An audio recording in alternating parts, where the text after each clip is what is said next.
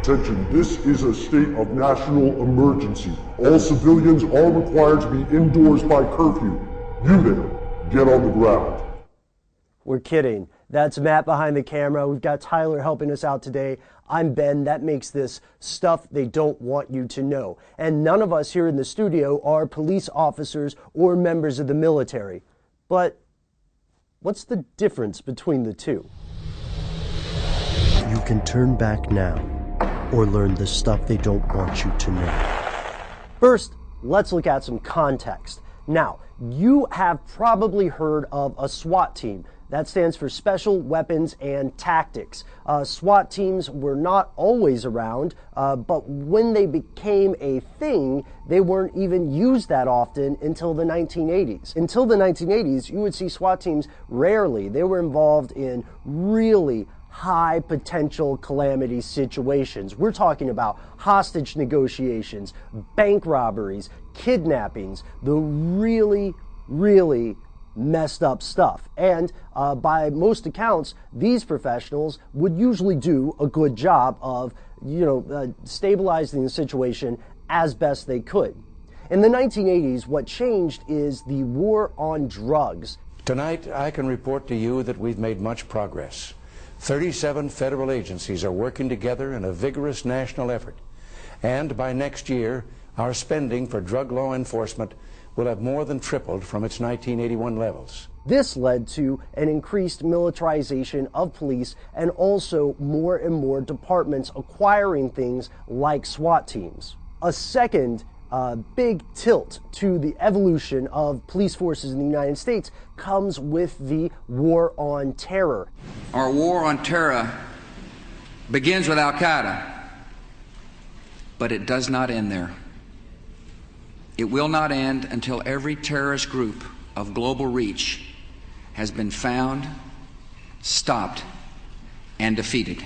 In the wake of September 11th and the establishment of the Department of Homeland Security, more and more local police forces began acquiring military surplus. In other cases, and this is something that the opponents of militarization argue, we're seeing things that seem maybe unnecessary, maybe gratuitous for a police precinct somewhere in North Dakota to have an armored vehicle with a rotating turret in a place that has 2 murders a year on average.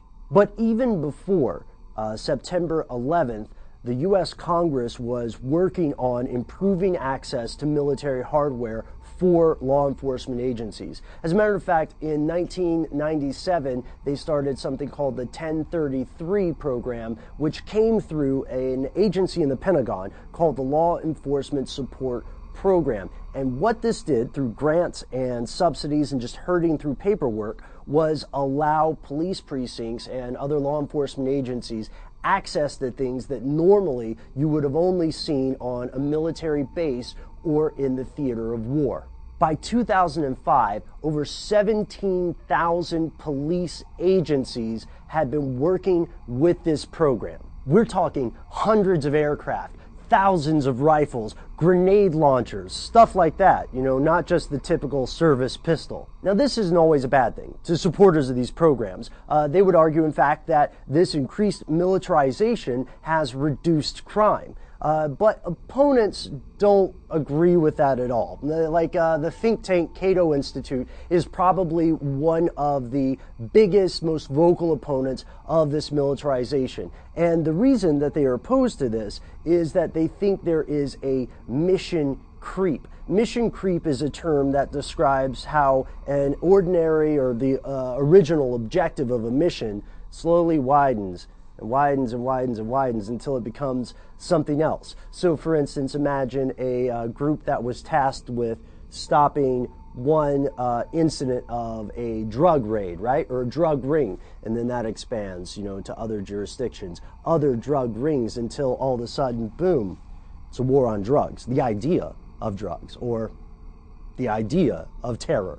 So before Matt and I go into our new video this week, we wanted to set the stage for the idea of militarization. And one of the best ways to sum it up is that Advocates of this increased access to military gear for the police say that it's making the country a safer place, and opponents say that it's doing the opposite. Of course, as we're going to find out, the opponents don't always agree on why this is occurring or to what end. And this is by no means something restricted to the United States. So let's end it there on the question that we hope to answer later this week. Why is this happening exactly? Why is your local law enforcement getting armor-piercing rounds and MRAPs and grenade launchers? Thanks so much for watching. Stay tuned.